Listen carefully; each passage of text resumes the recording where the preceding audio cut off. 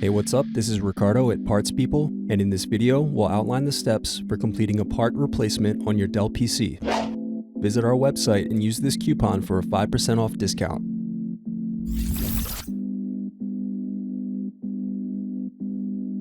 Slide open locking mechanism and remove battery. Unscrew, then remove access door.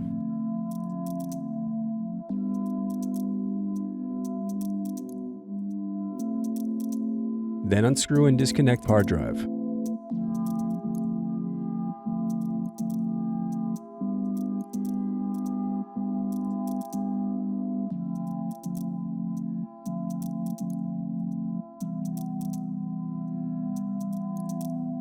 Then disconnect hard drive adapter. Now unscrew and remove caddy.